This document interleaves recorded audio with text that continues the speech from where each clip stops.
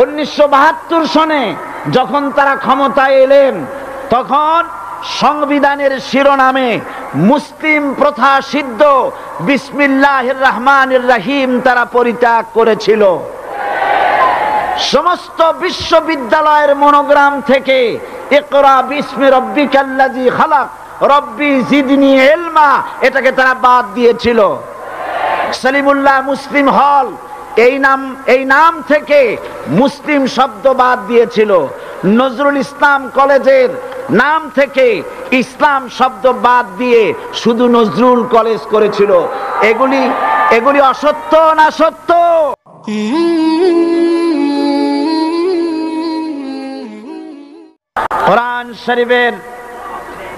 কোরআন শরীফের তাফসীর শুরু করার আগে প্রতিদিনের মতো সাংবাদিকদের জন্য কিছু কথা বলতে হয়, কারণ সময় মতো তারা খবর পৌঁছতে না পারলে, আপনারা এখানে লক্ষ লক্ষ আছেন মানুষ, কিন্তু সারা জাতি জানতে পারবে না এখানে কি হচ্ছে। এই জন্য আমি আজকের বক্তৃতায় কি সব কথা আনবো, তাফসীরের মাধ্যমে কি সব কথা আসবে, তার একটা সামারাইজ, তার সার সংক্ষেপ, অর্থাৎ নিউজের হেডলাইন যেমন বলা হয় সেরকম কিছু কথা 2-1 মিনিটে বলেই কোরআন শরীফের তাফসীর শুরু করব। বেমাশিয়াতিল্লাহ, বিইজনিল্লাহ, বেফাদলিল্লাহ। সেই কথাগুলি হচ্ছে, এই পৃথিবীতে নবী রাসূলগণের আগমন ঘটেছিল, উদ্দেশ্য ছিল এই আল্লাহর জমিনে আল্লাহর মানুষের উপরে আল্লাহর বিধান কায়েম করা। এটাই ছিল নবীদের আগমনের উদ্দেশ্য। আর শয়তানের আগমনের উদ্দেশ্য ছিল আল্লাহর বিধানের পরিবর্তে ধর্ম নিরপেক্ষ মতবাদ কায়েম করা। এজন্যে পৃথিবীর কোন নবী, কোন রাসূল ধর্ম নিরপেক্ষ ছিলেন না, সবাই ছিলেন ধর্মের পক্ষে। রাসূলুল্লাহর অসংখ্য সাহাবীদের মধ্যে একজন সাহাবীও ধর্মের ব্যাপারে নিরপেক্ষ ছিলেন না।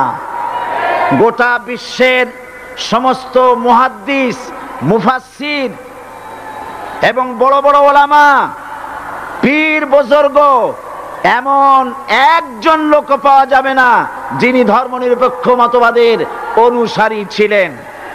তাই ধর্মনিরপেক্ষ মতবাদের অনুসারী হওয়ার অর্থই হচ্ছে পবিত্র কোরআন হাদিসের সরাসরি অমান্য করা এবং আল্লাহ ও তার রাসূলের সাথে বিদ্রোহ ঘোষণা করার শামিল।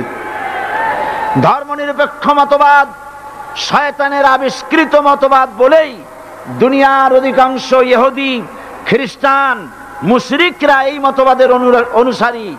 ইসলাম সম্পর্কে অনভিজ্ঞ পৃথিবীর কিছু কিছু মুসলিম দেশের কিছু কিছু নামধারী মুসলমান ধর্মনিরপেক্ষ মতবাদের ষড়যন্ত্রে পা দিয়েছে। আল্লাহ তাদেরকে রক্ষা করুন। আমরা বলি আমিন, সবাই বলি আমিন। বিশ্বের সমস্ত বিধানগুলোতে সেকুলারিজম, ধর্মনিরপেক্ষ মতবাদের অর্থ করা হয়েছে ধর্মহীনতা এবং ধর্ম বিরোধিতা। এর বাস্তব দৃষ্টান্ত আমরা দেখতে পাই বর্তমান যে সরকার আছে, তাই সেই সরকারের আমলের ভিতরে আমরা এই জিনিসটা দেখতে পাই। সত্য কিনা বলেন? সত্য কিনা বলুন? এই দলটির নাম ছিল আওয়ামী মুসলিম লীগ। এই দলটির নাম ছিল কি? আওয়ামী মুসলিম লীগ। তখন তারা নারায়ে তাকবীর, আল্লাহু আকবার ধ্বনি দিত, স্লোগান দিত, কিন্তু ধর্মনিরপেক্ষ মতবাদ দলীয় আদর্শ হিসাবে গ্রহণ করার কারণে নারায়ে তাকবীর, আল্লাহু আকবার এই স্লোগান তারা বর্জন করেছে। 1972 সনে যখন তারা ক্ষমতায় এলেন, তখন সংবিধানের শিরোনামে মুসলিম প্রথা সিদ্ধ বিসমিল্লাহির রহমানির রহিম তারা পরিত্যাগ করেছিল। সমস্ত বিশ্ববিদ্যালয়ের মনোগ্রাম থেকে ইকরা বিসমি রব্বিকাল্লাযী খালাক রব্বি জিদনি ইলমা এটাকে তারা বাদ দিয়েছিল। সলিমুল্লাহ মুসলিম হল এই নাম থেকে মুসলিম শব্দ বাদ দিয়েছিল। নজরুল ইসলাম কলেজের নাম থেকে ইসলাম শব্দ বাদ দিয়ে শুধু নজরুল কলেজ করেছিল। এগুলি অসত্য না সত্য? বর্তমান এই সরকার ধর্মনিরপেক্ষ হওয়ার কারণে ইসলাম এবং মুসলিম বিদ্বেষী তার অসংখ্য প্রমাণ এই জাতির কাছে রয়েছে। দেশের শ্রেষ্ঠ সন্তান হচ্ছে আলেম ওলামা পীর বুজুর্গ, বলেন সুবহানাল্লাহ। দেশের শ্রেষ্ঠ সন্তান পীর মাশায়েখ আলেম ওলামাদের বিরুদ্ধে কোন জায়গায় কোনো দুর্ঘটনা ঘটলেই তাদেরকেই দায়ী করা হয়। হরকুতুল জিহাদ, লাদেন বাহিনী, তালেবান নাম করে আলেমদেরকে গ্রেফতার করে এই সরকার পুলিশ দিয়ে নির্যাতন করেছে সরকার। একথা সর্বজনবিদিত যে সন্ত্রাস এবং হত্যা ধর্ষণের 90% অনুষ্ঠিত হয় কলেজ বিশ্ববিদ্যালয় পড়ুয়াদের মধ্য থেকে। আর চরিত্র সৃষ্টির শ্রেষ্ঠ কারখানা মাদ্রাসাগুলি এই সরকার একটা একটা করে বন্ধ করার পরিকল্পনা গ্রহণ করেছে। মাদ্রাসা শিক্ষাকে সংকুচিত করে ফেলছে। শুধু তাই নয়, দেশে অসংখ্য ভালো মন্দ পত্রিকা আছে, আরো রয়েছে ফুটপাতের অসংখ্য অশ্লীল ম্যাগাজিন, পর্ণ পত্রিকা। দেশের অধিকাংশ জাতীয় দৈনিকগুলো হিন্দুস্তানের টাকায় পরিচালিত এবং এগুলি হচ্ছে ইসলামের চরম বিদ্বেষী। সরকার সেগুলিরই পৃষ্ঠপোষকতা করছে, আর্থিক সাহায্য দিচ্ছে, বিজ্ঞাপন দিচ্ছে। আর অন্যদিকে এদেশের মুসলিম জাতিসত্তার প্রতীক, স্বাধীনতা, সার্বভৌমত্ব, অখণ্ডত্বের অতন্ত্র প্রহরী, জননন্দিত 12 কোটি মুসলমানের কলিজার সাথে সম্পর্ক দৈনিক ইনকিলাব পত্রিকাকে বন্ধ করার ষড়যন্ত্র হিন্দুস্তানের গোলাম সরকার হাতে নিয়েছে।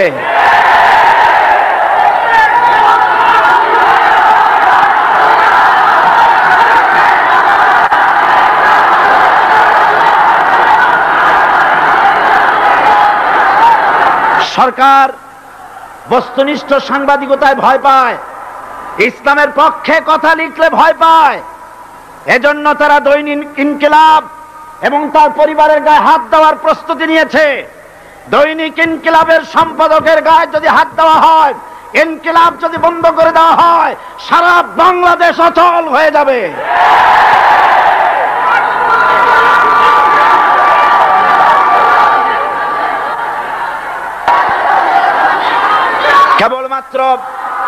কেবলমাত্র ইসলামী রাষ্ট্র ব্যবস্থাই পারে হত্যা, ধর্ষণ, চুরি, ডাকাতি, জেনা, ব্যভিচার থেকে রক্ষা করে একটি সন্ত্রাস মুক্ত সমৃদ্ধ একটি বাংলাদেশ উপহার দিতে পারে কেবলমাত্র ইসলামী রাষ্ট্র ব্যবস্থা। সুতরাং অবস্থা দৃষ্টে মনে হয় এরা যদি আরেক আল্লাহ না করুন, বলেন আল্লাহ না করেন, আল্লাহ না করেন, আল্লাহ না করেন, এরা যদি আরেকটাবার ক্ষমতায় যেতে পারে, ৭২-এর সংবিধানকে পুনরুজ্জীবিত করে ধর্মনিরপেক্ষ মতবাদ কায়েম করবে, সেজন্য আজ গোটা তাওহীদবাদী মুসলমানদেরকে জানতে হবে ধর্মনিরপেক্ষ মতবাদ একটি কুফরি মতবাদ। ওলামারা আমাকে সাক্ষী দেন, ধর্মনিরপেক্ষ মতবাদ কুফরি মতবাদ কিনা? এই কুফরি মতবাদকে বাংলাদেশের মাটিতে যাতে কার্যকরী করতে না পারে তার জন্য গোটা তাওহীদি জনতা রুখে দাঁড়ান। আল্লাহ পাক সে তৌফিক গোটা জাতিকে দান করুন বলে আমিন। এবার আসুন কোরআনে কারীমের যে কথাগুলি আমরা আলোচনা করতে চাই, আপনাদের সামনে সূরা বাকারার 255 নম্বর আয়াত আমি তেলাওয়াত করে গত 2 দিন আলোচনা করেছি। আজকে আসেন সেই যেখান থেকে শেষ করেছিলাম সেখান থেকে আলোচনা শুরু করে যাক। সবাই আমার সাথে পড়েন, আউযু বিল্লাহি শাইতানির রাজিম, বিসমিল্লাহির রাহমানির রাহিম। আল্লাহু লা ইলাহা ইল্লা হুয়াল হাইয়ুল কাইয়্যুম, লা তাখুযুহু সিনাতুন ওয়ালা নাওম, লাহু মা ফিস সামাওয়াতি ওয়া মা ফিল আরদ, মান যাল্লাযী ইয়াশফা'ু ইনদাহু ইল্লা বিইযনিহি ইয়ালামু মা বাইনা আইদিহিম ওয়া মা খালফাহুম ওয়া লা ইউহিতুনা বিশাইইন মিন ইলমিহি ইল্লা বিমা শা'a وسع كرسيه السماوات والأرض ولا يؤوده حفظهما وهو العلي العظيم صدق الله العظيم আমি এই সূরার এই আয়াতের আলোচনা করতে গিয়ে আপনাদের সামনে বলেছিলাম কোরআন শরীফের সর্বশ্রেষ্ঠ আয়াত হচ্ছে হাদিস অনুযায়ী কোন আয়াত? আয়াতুল কুরসি। আল্লাহ পাকের সার্বভৌমত্বের পরিচয় এই আয়াতে কারিমার মধ্যে আল্লাহ পাক দিয়েছেন। গত 2 দিন আমরা আল্লাহ পাকের সার্বভৌমত্ব এবং তার পরিচয় সম্পর্কে আলোচনা করেছি। আজকে সামনের দিকে আমরা এগোতে থাকবো যতদূর আলোচনা করা যায়। আল্লাহ পাক বলছেন আল্লাহু লা ইলাহা ইল্লা হুয়াল হাইয়ুল কাইয়্যুম। আল্লাহ হচ্ছেন তিনি যিনি ছাড়া কোনো ইলাহ নাই। লা ইলাহা ইল্লাহু, তিনি ছাড়া কোনো ইলাহ নাই, সার্বভৌমত্বের মালিক কেউ নাই। এই যে লা ইলাহা, কোনো ইলাহ নাই, আমরা কালেমার মধ্যে এই কথাটা বলি। আমাদের কালেমায়ে তাইয়্যিবা আমরা কি উচ্চারণ করি? লা ইলাহা ইল্লাল্লাহু মুহাম্মাদুর রাসূলুল্লাহ। জোরে পড়েন লা ইলাহা ইল্লাল্লাহ, লা ইলাহা ইল্লাল্লাহু মুহাম্মাদুর রাসূলুল্লাহ। লা ইলাহা, কোনো ইলাহ নাই। এই দাওয়াত দিয়েছেন দুনিয়ার সমস্ত পয়গম্বর। এটা কি শুধু রাসূলুল্লাহর দাওয়াত ছিল? সমস্ত নবীদের স্লোগান ছিল একটা। সমস্ত নবীদের স্লোগান ছিল কয়টা? সবাই বলুন, কি সেই স্লোগান? লা ইলাহা ইল্লাল্লাহ। কোরআন শরীফের ভিতরে ইলাহ শব্দ 147 বার এসেছে।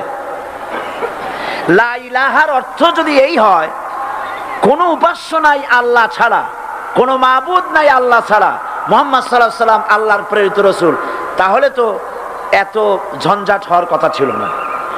আপনারা বলেন, নবীরা যখনই এই দাওয়াত দিয়েছেন লা ইলাহা ইল্লাল্লাহ, তখন সংঘর্ষ হয়েছে কিনা? হয়েছে কিনা? বাধা আসছে কিনা? তাহলে এই কথাটা কি যার কারণে এরকমের বাধা আসে?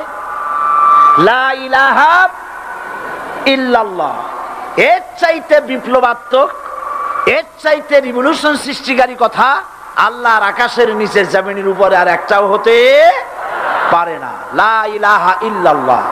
ইলাহ শব্দের অর্থ শুধু উপাস্য আর মাবুদ নয়। ইলাহ শব্দের অর্থ হচ্ছে আইনদাতা, ইলাহ শব্দের অর্থ হচ্ছে শাসনকর্তা, ইলাহ শব্দের অর্থ হচ্ছে বিধানদাতা। তো লা ইলাহা যখন একটি লোক ঘোষণা করে, তার অর্থ দাঁড়ায় কোনো আইনদাতা নাই, বিধানদাতা নাই, শাসনকর্তা নাই, কারো আইন মানি না, বিধান মানি না, শাসন মানি না, আল্লাহ ছাড়া। কে ছাড়া? আল্লাহ ছাড়া। এই কালেমার দাওয়াত যখন পয়গম্বরেরা দিয়েছেন, তখন 3 শ্রেণীর লোকেরা বাধা দিয়েছে। বলেন কয় শ্রেণী? সবাই বলেন। 3 শ্রেণীর লোকেরা বাধা দিয়েছে। লক্ষ্য করুন। 1 নম্বরে বাধা দিয়েছে রাষ্ট্র শক্তি। 1 নম্বরে বাধা দিল কারা? 2 নম্বরে বাধা দিয়েছে ধনাঢ্য ব্যক্তিবর্গ। 3 নম্বরে বাধা দিয়েছে যারা কায়েমি স্বার্থবাদী ধর্মীয় শক্তি। এই 3টি শ্রেণী সমস্ত নবীদেরকে বাধা দিয়েছে। সেই বাধা অতীতে যারা দিত, এখন আর দেয় না নাকি? এখনো দেয়। দেখুন, এই কালেমার দাওয়াত হযরতে মূসা আলাইহিস সালামকে যেদিন যেদিন আল্লাহ পাক প্রথম ওহী দিলেন, এই দাওয়াত শুধু রাসূল দেন নাই, আল্লাহ পাক বলছেন প্রত্যেক নবী তার জাতিকে এই দাওয়াত দিয়েছেন। কি? আল্লাহ রাব্বুল আলামিন বলেন সকল নবী তার কওমকেই বলে দাওয়াত দিয়েছেন, ইয়া কওমি ইবুদুল্লাহা মা লাকুম মিন ইলাহিন গায়রু। হে সম্প্রদায়, আল্লাহ ছাড়া কোনো ইলাহ নাই, তার ইবাদত করো, তারই দাসত্ব করো, তার গোলামি করো। আল্লাহ পাক মুসা আলাইহিস সালামকে যখন নবুয়ত দিলেন, প্রথম যে ওহী এলো, প্রথম ওহীটাই ছিল ইন্নানি আনাল্লাহ লা ইলাহা ইল্লা আনা ফা'বুদনি ওয়া আকিমিস সালাতা লিযিকরি। নিশ্চয়ই আমি আল্লাহ, আমি ছাড়া কোনো ইলাহ নাই, আইনদাতা নাই, বিধানদাতা নাই, সুতরাং আমার দাসত্ব করো এবং আমার শরণার্থে নামাজকে প্রতিষ্ঠা করো। মুসা আলাইহিস সালামকে আল্লাহ পাক ওহী দিয়ে তাকে পাঠালেন। কোথায় পাঠালেন?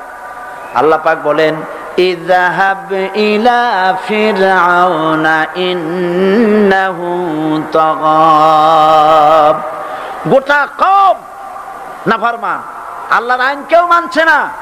গোটা কওমের কাছে না পাঠাইয়া আল্লাহ পাক সর্বপ্রথম মুসা আলাইহিস সালামকে দাওয়াত নিয়ে কার কাছে পাঠালেন? ফেরাউনের কাছে। কারণ ফেরাউন হচ্ছে রাষ্ট্রশাসক। ফেরাউন কি? রাষ্ট্রশাসক। টিলা, নিচের পানি পাহাড়ের উপরে যায় না, উপরের পানি না নিচের থেকে উপরে যায়, উপরে পানি নিচে আসে। সুতরাং দেশ যারা চালায় এই লোকগুলি যদি ভালো হয়, গোটা দেশ ভালো হয়। আর সমস্ত মানুষটা যদি, রাষ্ট্র যিনি পরিচালনা করেন, এই লোকগুলি যদি খারাপ হয়, গোটা দেশ খারাপ হতে বাধ্য। এই জন্য আল্লাহ পাক বলছেন সর্বপ্রথম তুমি ফেরাউনের কাছে যাও এবং এই কালেমার দাওয়াত দাও। হযরতে মুসা আলাইহিস সালাম ফেরাউনের কাছে গেলেন আর দাওয়াত দিলেন, ফেরাউন পড়ে নাও লা ইলাহা ইল্লাল্লাহ। একটি কথা আপনাদের মনে রাখতে হবে, দুনিয়ার কোন ফেরাউন, কোন নমরুদ, কোন সাদ্দাত, কোন হামান কেউ বলে নাই যে আমি আল্লাহ, আমি রাজ্জাক, আমি খালেক, আমি পৃথিবী সৃষ্টি করেছি। কথা কেউ বলেছে? কেউ বলে নাই। কি বলেছে তারা? ফেরাউন বলেছে মা আলিমতু লাকুম মিন ইলাহিন গায়রি, আমি তো জানি না আমি ছাড়া আরো কোনো ইলাহ আছে, এ কথা আমার জানা নাই, সুতরাং আমি হচ্ছি ইলাহ আর তুমি বলছো লা ইলাহা। তার মানে হচ্ছে ওই সময় পয়গম্বরেরা, আল্লাহর নবীর সাহাবীরা তারা জানতেন যে আমরা কিসের দাওয়াত দেই, আর যারা শুনতো তারাও বুঝতো কিসের দাওয়াত শুনতেছি। আজ আমার দেশে একই কালেমার দাওয়াত দেওয়া হয়, কিন্তু মানুষেরা বুঝতে পারে না কি শুনতেছি। ভাষা জানার ব্যাপারে, বোঝার ব্যাপারে হলো আসল বিষয়। এটা বুঝাতে গিয়ে আমি মাঝে মধ্যে একটা দৃষ্টান্ত দেই এভাবে। একজনের একটা রেশনের দোকান ছিল, সেই দোকানে তার একটা ময়না পাখি ছিল। আর ময়না পাখিকে কথা শেখানো যায় সেটা তো আপনারা জানেন। জি, ময়নাকে শিখাইছে যে লাইন করুন, এক এক করে আসুন। ময়নাই কথা শিখেছে। সকালবেলায় যখন রেশনের দোকানে ভিড় পড়ে গেছে, তখন ওই পাখি খাঁচার মধ্যে বসে বলছে লাইন করুন, এক এক করে আসুন। একদিন খাঁচার দরজা খোলা পেয়ে পাখি উড়ে গিয়ে গাছের ডালে বসেছে।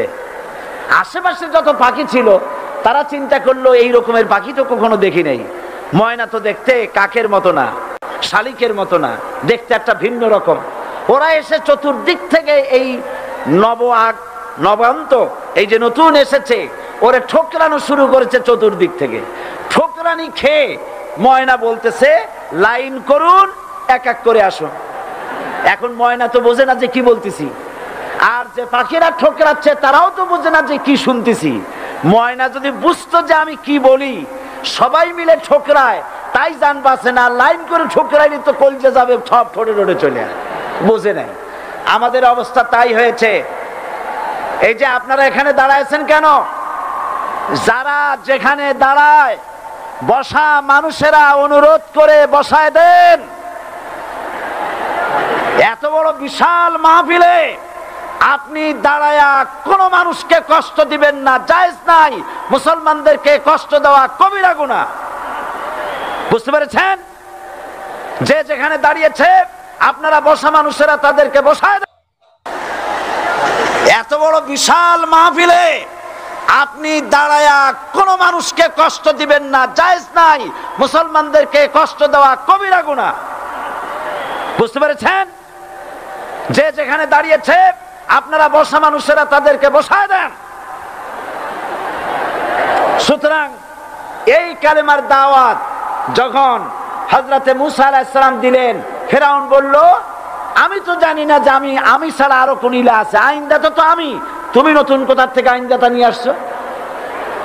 ফিরআউন বলছে, দেখো আমারে বাদ দিয়া যদি অন্য কাউকে ইলাহ বলে তুমি মানো আর সেই শিক্ষা যদি যে জাতিকে দাও, তাহলে আমি তোমাকে ধরে লাআজআলান্নাকা মিনাল মাসজুনিন, আমি তোমাকে কারারুদ্ধ করব, আমি তোমাকে জেলখানায় ঢুকিয়ে দেব। রাষ্ট্রশক্তি প্রথম বাধা দিল কারা? বলেন সবাই। সেই বাধা কি ওখানে শেষ হয়েছে না এখনো আছে? আছে কিনা জোরে বলেন। আমি তোমাকে জেলখানায় ঢুকাবো। হযরতে মুসা আলাইহিস সালাম বলেন, ফিরআউন রে, জেলের ভয় আমি করি না, আমার কি জেলের ভয় দেখায়া লাভ নাই।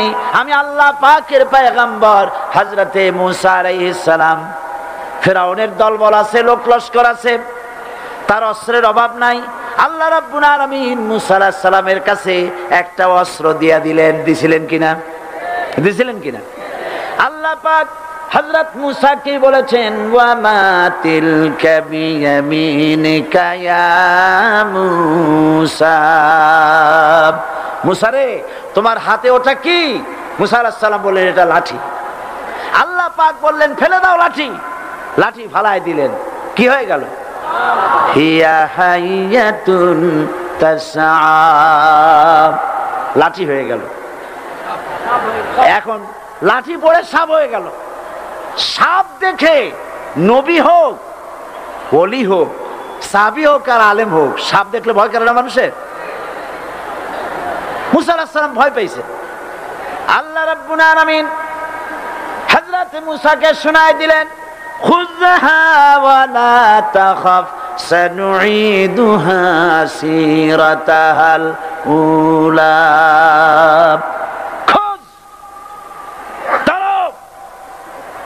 লা তাখাফ, ভয় পেও না। আল্লাহ বলছেন ধরো, ভয় পেও না। ধরার সঙ্গে সঙ্গে স্বাভাবিক অবস্থায় ফিরে আসবে, আবার লাঠি হয়ে যাবে। এখন আল্লাহ বলছেন ধরো। মুসা আলাইহিস সালাম কি ভয় পাওয়া উচিত হবে? উচিত হবে? মুসা আলাইহিস সালাম কি ভয় পাইছিলেন?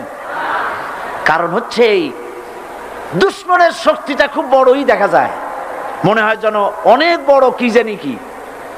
আল্লাহ পাক বলছেন, ইন্না কাইদাশ শায়তানে কানা দাঈফা, শয়তানের চক্রান্ত যতই তুমি মনে করো অনেক ষড়যন্ত্রের জাল বিস্তার হয়ে আছে, আল্লাহ কয় কিছুই না, দাঈফা, অত্যন্ত দুর্বল। আল্লাহ পাক বললেন ধরো।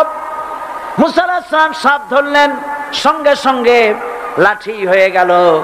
ফিরআউন বরদাস্ত করলো না। রাষ্ট্রশক্তির পক্ষ থেকে আক্রমণ শুরু হলো। অপরাধ কি? মুসা আলাইহিস সালামের অপরাধ কি? কি অপরাধ?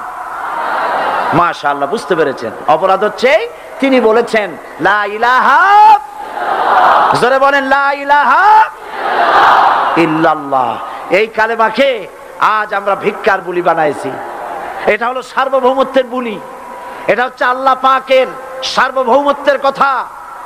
আজ আমরা মানুষের কাছে আমরা শুনি, মানুষেরা ভিক্ষা চায়, লা ইলাহা ইল্লাল্লাহ, এক মুঠ চাউল দেন, লা ইলাহা ইল্লাল্লাহ 10 খান পাই দেন। এই হচ্ছে কালেমার জিকির। আবার কেউ কেউ জিকির করতেছে লা ইলাহা আস্তে, ইল্লাল্লাহ জোরে, এমন জোরে কলব সাফ করে, কলব তাতে থাকলেও পারে গেলেও পারে। এই কালেমার জার, এর আঘাত পয়গম্বররা মেরেছেন। হযরতে মুসা আলাইহিস সালাম যখন বলেছেন লা ইলাহা ইল্লাল্লাহ, এই ধাক্কা ফিরআউন বরদাস্ত করতে পারে নাই। দরিয়ায় নীলের ভিতরে আল্লাহ পাক ডুবাইয়ে শেষ করে দিয়েছেন, দেন নাই? হযরতে মূসা আলাইহিস সালাম তার উম্মতেরা দরিয়ার পাশে বসে দ্বীনি কথাবার্তা বলতেছেন। এমন সময় ফেরাউন, তার শত্রু হচ্ছে মূসা আলাইহিস সালাম। শত্রু কেন? মূসা কি ফেরাউনের পাকা ধানে মই দিয়েছে নাকি? বলেন আপনারা। তার হালের গরু পিটায় মারছে নাকি? অপরাধ হলো তিনি আল্লাহর জমিনে আল্লাহর আইন প্রতিষ্ঠার কথা বলেছেন। এই শুধুমাত্র এই অপরাধে ফেরাউন তার দলবল নিয়ে 3 দিক থেকে আক্রমণ করেছে। মূসা আলাইহিস সালামের উম্মতেরা ভয় পেয়ে গেছেন। তারা বলছেন ইন্না লামুদরাকুন, আমরা পাকড়াও হয়ে গেছি।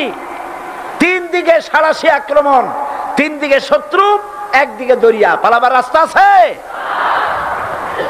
হযরত মূসা আলাইহিস সালাম ভয় পেয়ে গেলেন, সারেন্ডার করলেন না। হযরত মূসা আলাইহিস সালাম বললেন কাল্লা, কখনো নয়, ভয় পাওয়ার কোনো কারণ নাই। রব্বি সায়াহদিন, অবশ্যই আমার রব আমার জন্য রাস্তা করে দিবেন। ভয় পাইও না, আমার রব রাস্তা করে দিবেন। আল্লাহ রাব্বুল আলামিন হযরত মূসা আলাইহিস সালামকে অর্ডার করলেন, হাতের লাঠি দিয়া দরিয়ার উপরে আঘাত করো। হযরত মূসা আলাইহিস সালাম দরিয়ার উপর আঘাত করলেন। রাস্তা ছিল দরকার একটার, এক বাড়িতে আল্লাহর হুকুমে লাঠি দিয়ে একটি আঘাত করার সঙ্গে সঙ্গে হযরত মূসার তার সঙ্গী সাথী দরিয়া পার হওয়ার জন্য দরিয়ার মধ্যে দিয়ে আল্লাহ 12টা রাস্তা পয়দা করে দিলেন। সে আল্লাহ আছে না নাই? এত আসতে বলেন কেন? ভয় পাওয়ার কারণ আছে? রাষ্ট্র শক্তি বাধা দিয়েছে সমস্ত নবীদেরকে। কেন? নবীদের চরিত্র খারাপ? জোরে বলেন, নবীদের চরিত্র খারাপ?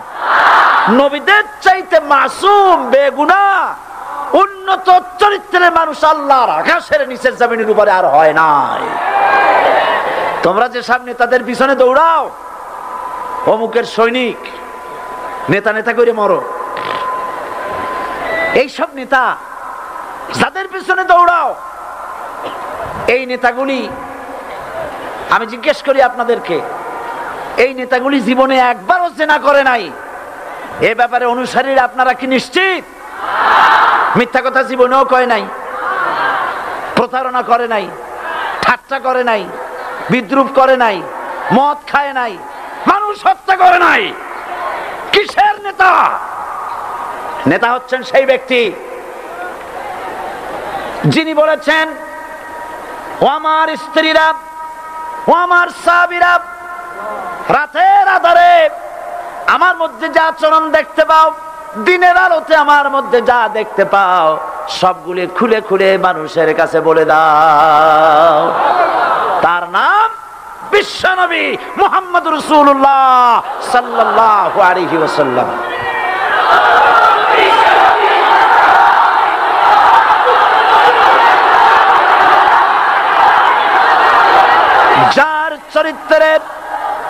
যার চরিত্রের সার্টিফিকেট আল্লাহ রাব্বুল আলামিন নিজে দিচ্ছেন, ওয়া ইন্নাকা লাআলা খুলুকিন আযীম।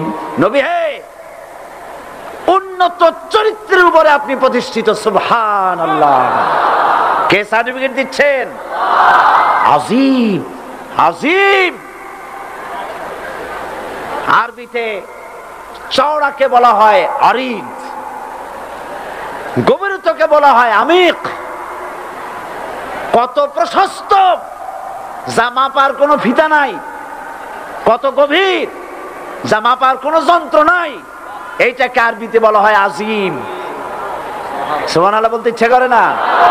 ও নবী, তোমার চরিত্র এমন যা মাপার মতো যন্ত্র পৃথিবীতে নাই। এই সার্টিফিকেট দিলেন কে? সমস্ত নবীরাই চরিত্রবান, নবীরা মাসুম বেগুনাহ। সুবহানাল্লাহ বিহামদিহি। সেই নবীরা মার খান নাই? খেয়েছেন কিনা বলেন? কারা মেরেছে? রাষ্ট্র শক্তি। কারা মেরেছে? কারণ নবীরা বলেছেন লা ইলাহা ইল্লাল্লাহ। পড়েন সবাই লা ইলাহা ইল্লাল্লাহ। আপনিও যদি নবীদের মতো সাহাবীদের মতো বুঝা এই কলেমার দাওয়াত দেন, বাধা আসবেই। বোঝাবুঝির ব্যাপার, বুঝতেই সারলো। কত মাহফিল হয় বাংলাদেশে, হয় না? কোনো বাধা নাই, ঠিক কিনা? কত পূজা হয়, পার্বণ হয়, গান হয়, থিয়েটার হয়, গুণাগার বিবির গান হয়, কত কিছু হয়। কোনো বাধা আছে? তাফসীরের মাহফিলে বাধা। কারণ ওরা বুঝতে পেরেছে এ তাফসীরের মাহফিলে গাজীর গীত হয় না, এ তাফসীরের মাহফিলে আল্লাহর সার্বভৌমত্ব কায়েমের আন্দোলন চলে।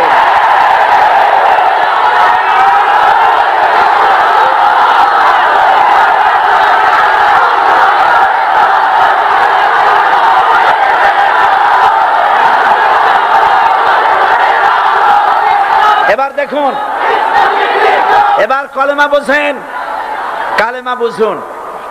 বঙ্গভবনের সামনে দাঁড়াইয়া, গণভবনের সামনে দাঁড়িয়ে আপনি যদি কালেমার জিকির করতে থাকেন, লা ইলাহা ইল্লাল্লাহ, লা ইলাহা ইল্লাল্লাহ, লা ইলাহা ইল্লাল্লাহ, লা ইলাহা ইল্লাল্লাহ, 2-1 ঘন্টা, 2-4 ঘন্টা, দেখবেন অফিসাররা এসে বলবে না জানি কোন খাজা বাবা আসছে, আসেন আসেন, নিয়ে খাইতে দেবে, হাদিয়া দেবে।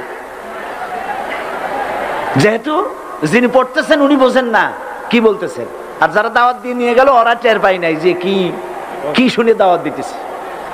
কিন্তু আপনি যদি বঙ্গভবন, গণভবন, সেক্রেটারিয়েট আর পার্লামেন্ট এর ভিতরে ঢুকে যদি বলেন কোন মানুষের তৈরি করা আইন মানি না, কোন সরকারের সার্বভৌমত্ব স্বীকার করি না, কারো বিধান মানি না, কারো তৈরি করা আইনের সামনে মাথা নত করি না, আল্লাহ ছাড়া কারো বিধান মানি না, হাদিয়া আসবে, খাইতে দেবে, পকেটে টাকা দেবে, খাওয়াবে এক জায়গায় নিয়ে। কোন জায়গায়? লাল দালানে। বোঝাবুঝির ব্যাপার। পয়গম্বরেরা দাওয়াত দিয়েছেন আয়াতুল কুরসি ফরজ নামাজ পড়িয়া। দেখছি অনেকেই জামার বুতাম টুতাম খুলিয়া তারপরে জোরে একটা ফু দেন। অসুবিধা নাই, ফু আপনি দেন, কিন্তু কি পড়ে ফু দিচ্ছেন আপনি কি বুঝছেন কিছু? সুবহানাল্লাহ। বুঝলি কি এই চেহারা হয়? এতগুলো মানুষ লাগে নাকি বিপ্লব করতে, কালেমার রস কায়েম করতে? 313 জন মুসলমান যথেষ্ট পৃথিবীতে।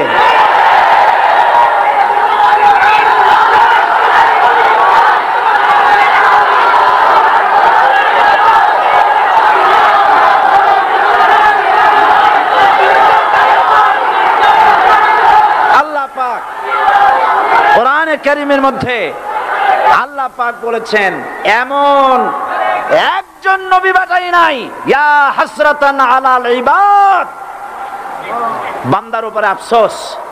আহারে, কে বলতেছেন? আমার আল্লাহ। বলেন আমার আল্লাহ। তিনি আফসোস করছেন, আফসোস। একজন পয়গম্বর এমন পাঠাইলাম না, একজন রাসূল পাঠাইলাম না যার সাথে এরা ঠাট্টা করে নাই, বিদ্রুপ করে নাই, পাগল বলে নাই, মারে নাই।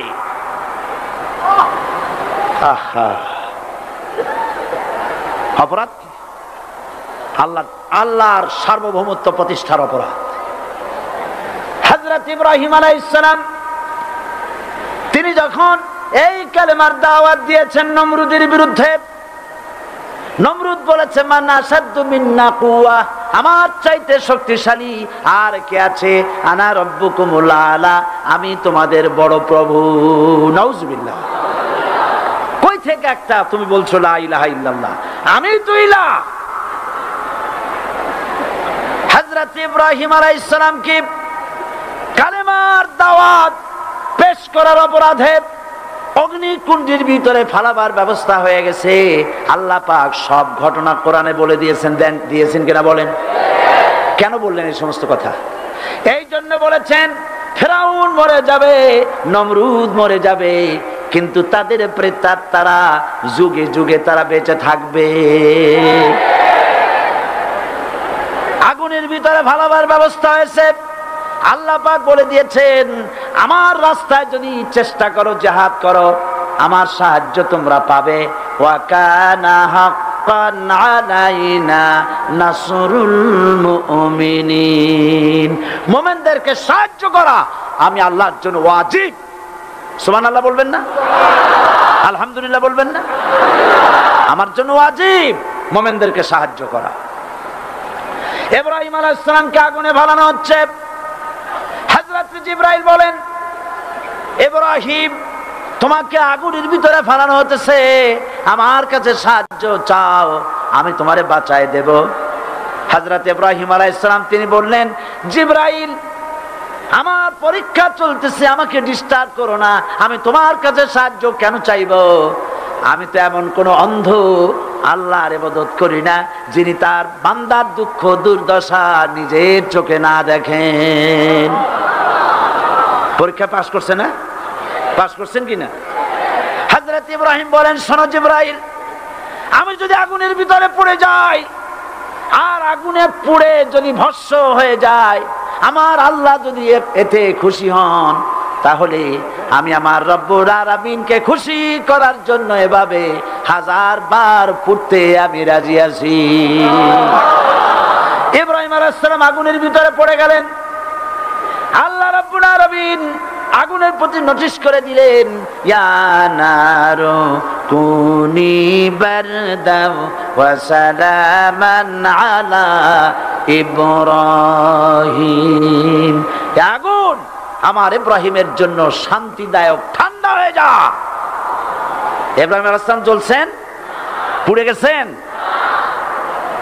নমরুদ তার প্রাসাদের ছাদে বসে ইব্রাহিম আলাইহিস সালামের পোড়া দৃশ্য দেখে আনন্দ করবে, আগুনের দিকে তাকায় দেখে ইব্রাহিম আরামে বসে আছেন।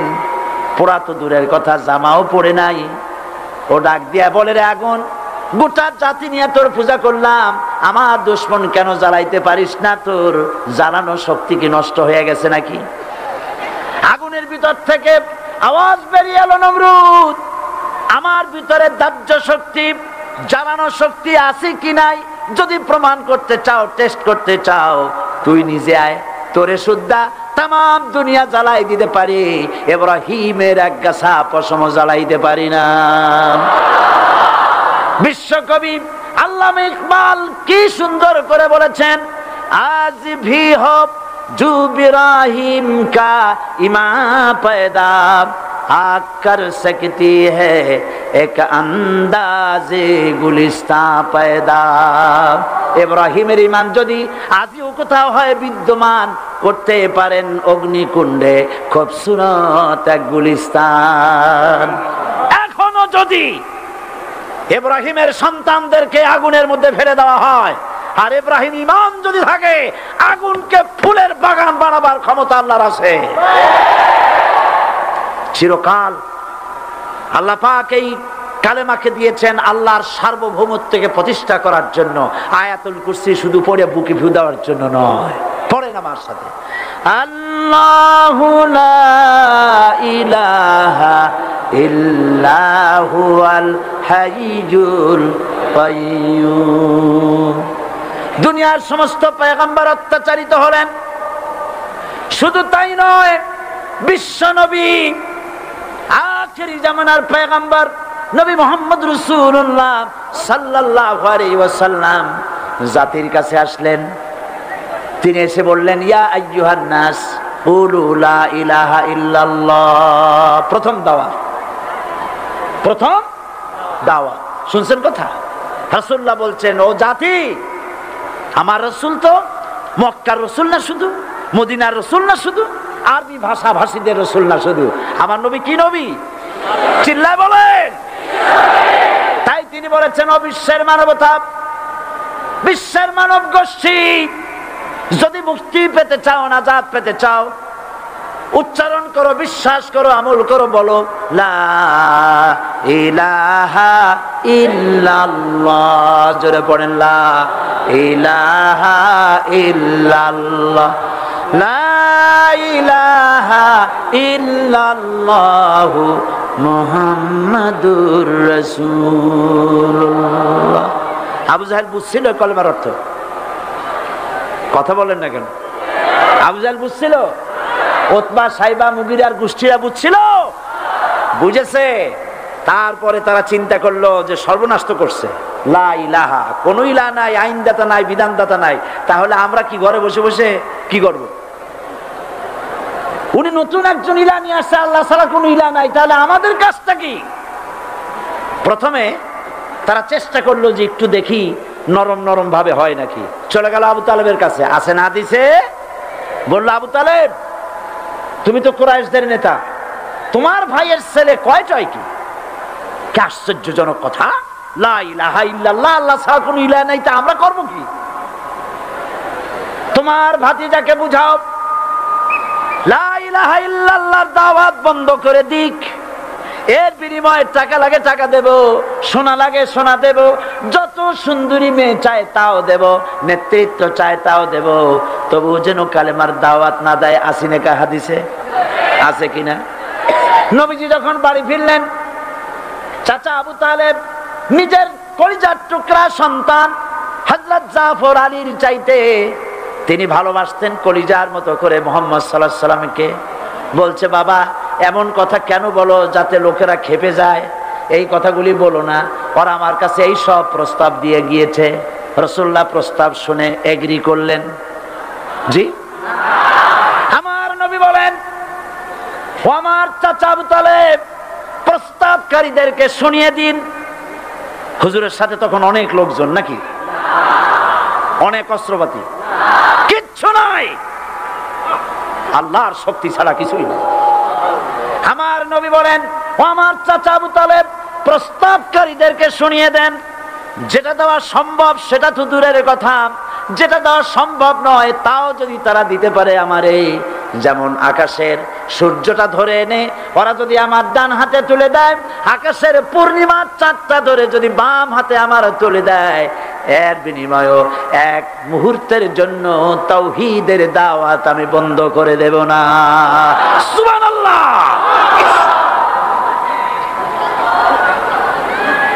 রাসূল করিম সাল্লাল্লাহু আলাইহি ওয়াসাল্লাম তাদের এই প্রস্তাবকে যখন গ্রহণ করলো না, কাফেরেরা বুঝলো, আমি আগেই বলেছি 3 শ্রেণীর লোক বাধা দিয়েছে। কয় শ্রেণী?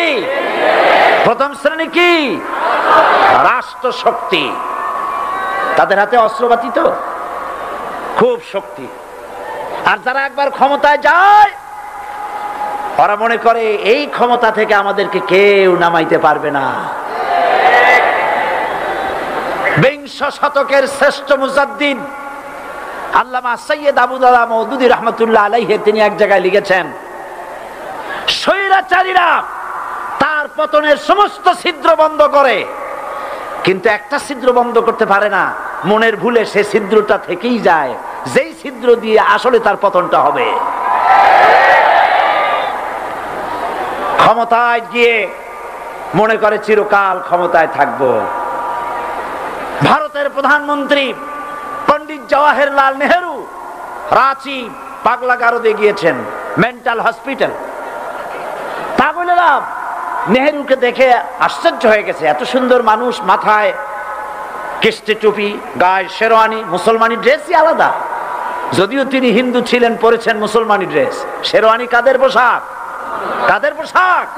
হাতে ছড়ি নিয়ে হাঁটা, স্টাইল করে, সুন্দর পাজামা, সুন্দর টুপি, সুন্দর সাজসজ্জা করে, মুসলমানদের ড্রেস। এই ড্রেস পরে তিনি গিয়েছেন, সবসময় যে ড্রেস তিনি পরতেন। পাগলেরা জিজ্ঞেস করছে তুমি কে গো? উনি বলছেন আমারে চেনো নাই, আমি ভারতের প্রধানমন্ত্রী পণ্ডিত জওয়াহরলাল নেহেরু। পাগলেরা বলছে ও সেই কথা, আমরাও যখন এই হসপিটালে আসছিলাম এই তোমার মতো লম্বা লম্বা কথা আমরাও বলছি, থাকো আমাদের সাথে কিছুদিন, তোমার মাথাও ঠান্ডা হয়ে যাবে। ক্ষমতায় যারা থাকে, ক্ষমতার মোহে চতুর্দিকে অন্ধকার দেখে, মনে করে আমার পতন আর হবে না। কিন্তু তোমাকে বুঝিবে যে গোকুলে বাড়ি শেষে, গাড়ির চাকা সব সময় উপরে থাকে না, গাড়ির চাকা সব সময় উপরে থাকলে গাড়ি তো চলবেই না। গাড়ির চাকা ঘোরে বলেই তো গাড়ি চলে। সুতরাং এই উপরে তোমার চাকা উপরে এখন আছে বলে, তোমার দলের চাকা উপরে আছে বলে যারা মানুষের উপরে জুলুম করছো, আলেমদেরকে ধরতেছো, মুসল্লিদেরকে ধরে ধরে জেলে ঢুকাচ্ছ, সময় আসবে এমন ইন্দুরের গর্ত অপমানা পালাবার জন্য।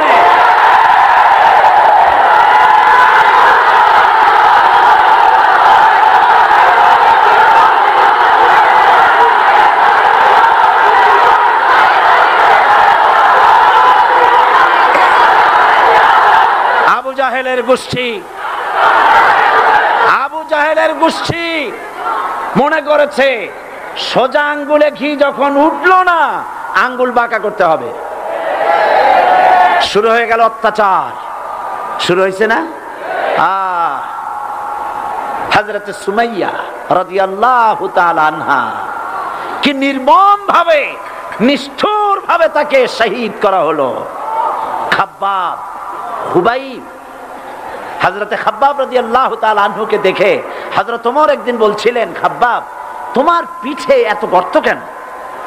এত গর্তওয়ালা পিঠ আর এত চিকুন কোমর আমি তো জীবনেও দেখিনি। হযরতে খাব্বাব বলেছেন, ওমর জানো না, ইসলাম কবুল করার অপরাধে, কালেমা পড়ার অপরাধে কাফির বেঈমানেরা আমাকে মারধর করেছে। যখন আমি তাদের মারে কালেমা ছাড়ি নাই, তখন আগুন জ্বালায়া আগুনের আংটার উপরে, আংটা আগুনের উপরে আমাকে চিৎ করে শোয়ায়া, আমি যেন নড়াচড়া করতে না পারি সেজন্য আমার বুকের উপরে পাথর চাপা দিয়া রেখেছে। আগুনে গোশত পুড়ে পুড়ে আগুন ভিতরে ঢুকেছে, গায়ের রক্ত আর চর্বি গলে গলে পড়ে আগুনগুলো নিবেছে। ওই পিঠে যে গর্ত হয়েছে আজও পর্যন্ত সেই গর্ত মিটে যায় নাই। হযরতে খাব্বাব রাদিয়াল্লাহু তাআলা আনহু বলছেন, বুখারী শরীফে হাদিসে ভাবে এসেছে, ওয়ান খাব্বাব বিন আরিত রাদিয়াল্লাহু তাআলা আনহু আন্নাহু قال শাকাউনা ইলা রাসূলিল্লাহি সাল্লাল্লাহু আলাইহি ওয়াসাল্লাম ওয়া হুয়া মুতাওয়াসসাদুন বুরদাতুন লাহু ফি জিল্লিল কাবা। আমি গেলাম রাসূলুল্লাহর কাছে, যে দেখি হুজুর বাইতুল্লাহ শরীফের ছায়ায় আরাম ফরমাচ্ছেন। আমি কাছে গিয়ে বললাম, আলা তাস্তানসিরু লানা আলা তাদউ লানা ইয়া রাসূলুল্লাহ, হে রাসূল আপনি কি আমাদের জন্য দোয়া করবেন না? আপনি কি আমাদের জন্য আল্লাহর কাছে সাহায্য প্রার্থনা করবেন না? মার খেয়ে খেয়ে তো শেষ হয়ে গেলাম। শুনতেছেন আপনারা? আল্লাহর নবী উঠে বসলেন, বললেন, খাব্বাব শোনো, তোমাদের আগে যারা এই পৃথিবীতে এসেছিলেন দ্বীনের দাওয়াত দেওয়ার জন্য, সমকালীন রাষ্ট্র শক্তি তাদেরকে ধরত, ফায়ুখাজুর রাজুলু ফায়ুহফারু লাহু ফিল আরদ, তার জন্য তারে ধরে নিয়া মাটির মধ্যে গর্ত করত, ফায়ুজআলু ফিহা, এরপরে সেই গর্তের ভিতরে তাকে কোমর পর্যন্ত গেড়ে দিত। সুম্মা ইউতা বিল মানশার, এরপরে করাত আনা হতো, ফায়ুদাউ আলা রাসিহি, এরপরে করাতটা মাথার উপরে রাখা হতো, ফায়ুজআলু নিসফাইন, এরপরে করাত দিয়া চিরে চিরে জীবিত মানুষটাকে দ্বিখণ্ডিত করে ফেলে দিত। মা ইয়াসুদ্দুহু যালিকা আন দীনি, এত কষ্ট দেওয়ার পরেও, এত জুলুম করার পরেও দ্বীনের দায়ীদেরকে এক চুল পরিমাণ আল্লাহর রাস্তা থেকে তারা সরাই দিতে পারে নাই। ওয়াল্লাহি, ও খাব্বাব, আমি আমার আল্লাহর নামে কসম করি। ও মুসলমান, কে কসম করতেছে? আল্লাহ রাসূল। আমি আমার আল্লাহর নামে কসম করি, ওয়াল্লাহি লা ইউতাম্মান্নাল্লাহু হাযাল আমর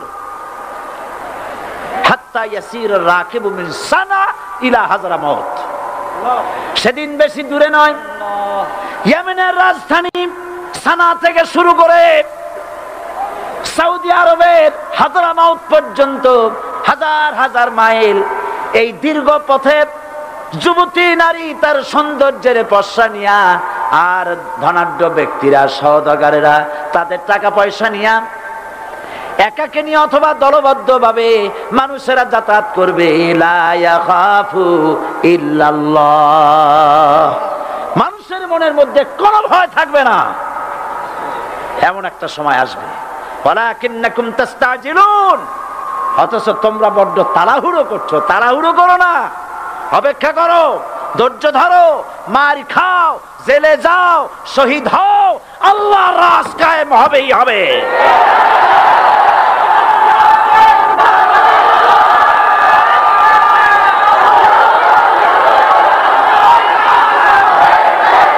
বিল্ডিং থেকে শিক্ষা গ্রহণ করুন।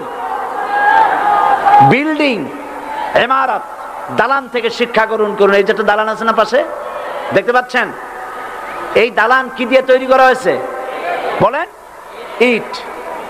সমস্ত ইটেরা যদি ধর্মঘট করত, আমরা কেউ মাটির তলায় যাব না, কেউ আমরা আগুনে পুড়ে ঝামা হব না, পিক হব না, কেউ আমরা টুকরা টুকরা হব না, সবাই থাকবো উপরে উপরে, তাহলে কি দালান হইতো নাকি? এই বিল্ডিং নির্মাণ করতে গিয়া ইটের যে স্যাক্রিফাইস, হাজার হাজার ইটকে পিক হতে হয়েছে, পুড়ে যেতে হয়েছে, খোয়া হতে হয়েছে, ভেঙে টুকরা টুকরা হয়ে 50 ফিট মাটির নিচে যেতে হয়েছে, তারপরে ইমারত গঠন হয়েছে, সুন্দর দালান তৈরি হয়েছে।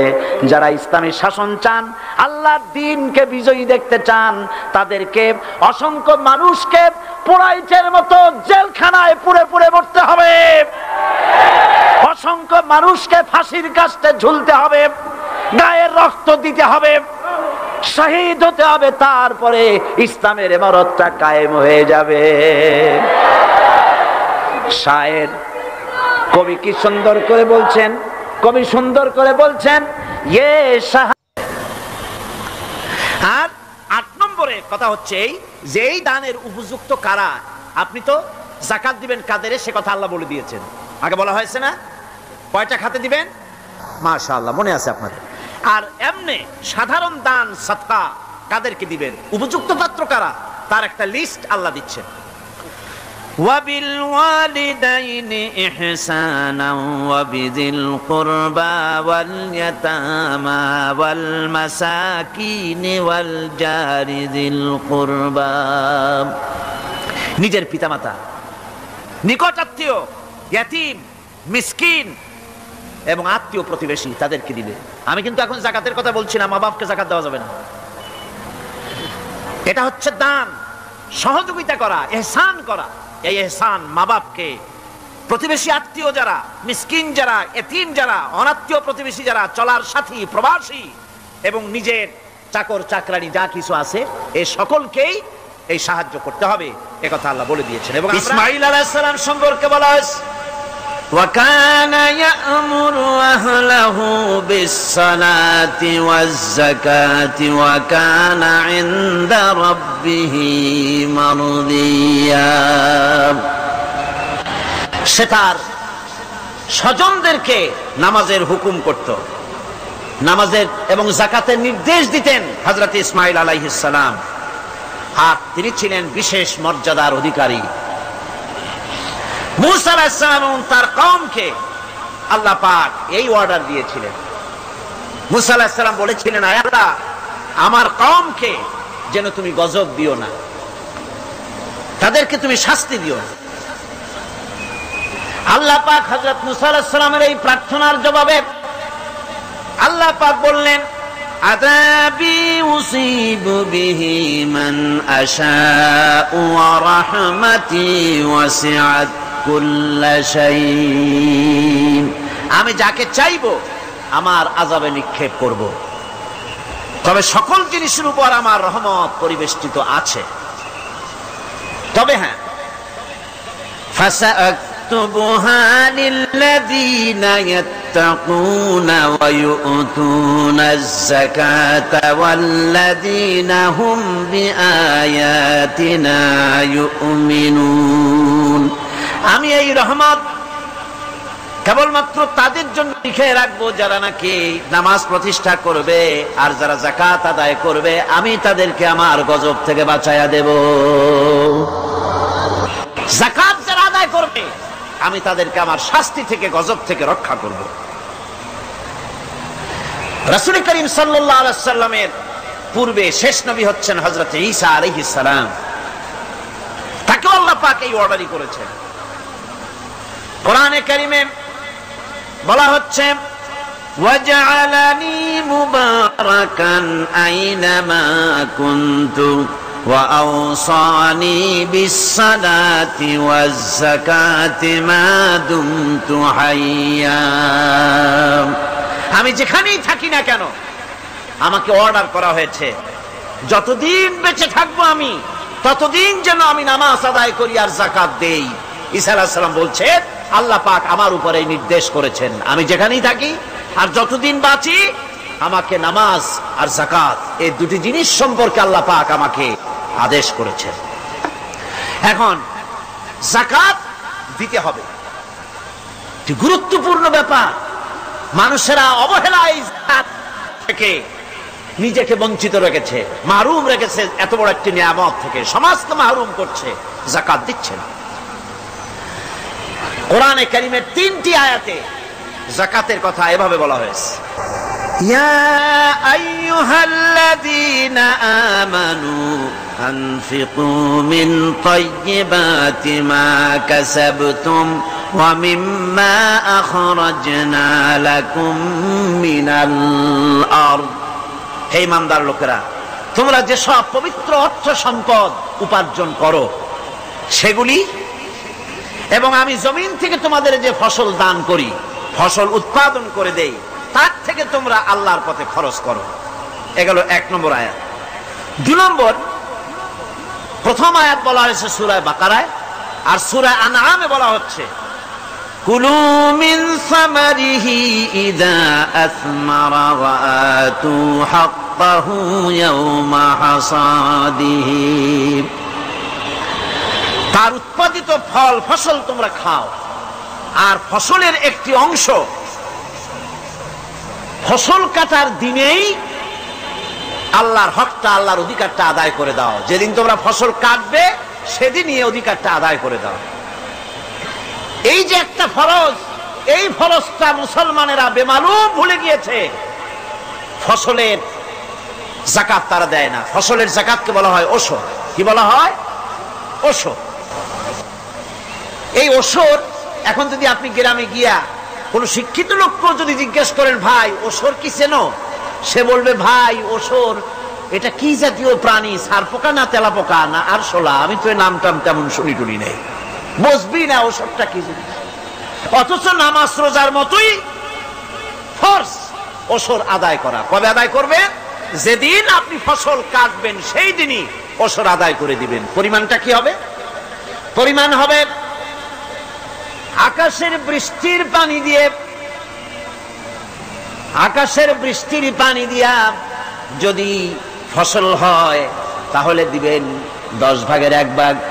10 মণ যদি ধান হয়, গম হয়, ডাল হয়, 1 মণ আল্লাহর অধিকার আদায় করে দিবেন। অধিকারটা কার? আল্লাহ কি করবে দিয়ে? আল্লাহর অধিকার মানে গরিবের অধিকার, গরিবের হক। এই অধিকারটা আদায় করে দাও। 10 মণ হলে কয় মণ? কি হলে? যদি আকাশের বৃষ্টির পানিতে হয়। আর যদি আপনার সেচের মাধ্যমে হয়, সেচ পরিকল্পনার মাধ্যমে পয়সা খরচ করে পেট্রোল ডিজেল লাগায়া ইঞ্জিন চালায়া পানি উঠাইয়া কষ্ট করে ফসল ফলাইছেন, তাহলে আল্লাহ পাক বলছেন 10 মণে 1 মণ দেওয়া লাগবে না, তোমার খরচ হইছে বেশি। বান্দারে, তোমার উপরে আল্লাহ পাক জুলুম করবেন না, এবার 20 মণ হলে তার থেকে 1 মণ দিও। সুবহানাল্লাহ। ওয়ামাল্লাহু বিযাল্লামিন লিল আবিদ। আল্লাহ রাব্বুল আলামিন তার বান্দার উপরে জুলুম করেন না। সুবহানাল্লাহ। এইভাবে করে ওশরের যাকাতটা তোমরা ঠিকমতো আদায় করে দিও। ওশরটা দিও, ফসলের ওশর দিও, আর টাকার যাকাত দিয়ে দিও। যারা এটা দিবে না তাদের সম্পর্কে আল্লাহ পাক সূরা তাওবার ভিতরে বলেছেন ওয়াল্লাযীনা ইয়াকনিজুনা আয-যাহাবা ওয়াল ফিদ্দাতা ওয়া লা ইউনফিকুনাহা ফি সাবিলিল্লাহি ফাবাশশিরহুম বিআযাবিন আলীম। যারা নাকি স্বর্ণ এবং রৌপ্যকে সঞ্চয় করে, জমা করে, ওয়া লা ইউনফিকুনাহা ফি সাবিলিল্লাহ, আর আল্লাহর রাস্তায় তা খরচ করে না, ফাবাশশিরহুম বিআযাবিন আলীম, তাদেরকে কঠিন পীড়াদায়ক শাস্তির সুসংবাদ দাও। হয়তো উচিত ছিল শাস্তির দুঃসংবাদ শোনাও, না, আল্লাহ বলছেন সুসংবাদ শোনাও। এটা দৃষ্টান্তটা আমার ভাষায় আমি মানুষকে এভাবে বুঝাই। ছেলে খুব দুষ্ট, দুষ্টামির ঠেলায় অস্থির, তার মা মোটেই সামলাতে পারছে না। তখন মা বলে, বেটা আমার কথা তো শুনলি না, তোর বাবা আসুক, তারপরে আমি তারে নালিশ করব। এমন পিট্টি দেবে, মজা টের পাবি। তখন পিট্টি দিলে কি মজা লাগে নাকি? তার মানে শাস্তির তীব্রতা বুঝাবার জন্য বলা হচ্ছে, মজাটা টের পাবা। আল্লাহ রাব্বুল আলামিন বলছেন, কঠিন পীড়াদায়ক শাস্তির সুসংবাদ ওদের দাও, সোনা রূপা যারা জমা করে রাখে, যাকাত দেয় না, আল্লাহর রাস্তায় খরচ করে না। ইতিহাস সাক্ষী, সত্য কখনো চিরকাল ঢাকা থাকে না। সাউদী সাহেবের যে সভ্যতা কাল হয়ে দাঁড়িয়েছিল, আজ সেগুলো মানুষের হৃদয়ে প্রশ্ন হয়ে ফিরে এসেছে। আপনি কি ভাবছেন? নিচে কমেন্টে জানাতে ভুলবেন না। ভিডিওটি ভালো লাগলে একটি লাইক দিন, আপনার মতামতটি সরিয়ে দিতে শেয়ার করুন, আর এ ধরনের আরো বিশ্লেষণ পেতে আমাদের চ্যানেলটি সাবস্ক্রাইব করুন, আর পাশে থাকা বেল আইকনটি প্রেস করে দিন। পরবর্তী ভিডিওতে আবার দেখা হবে ইনশাআল্লাহ। ততদিন ভালো থাকুন, সচেতন থাকুন। আসসালামু আলাইকুম ওয়া রাহমাতুল্লাহ।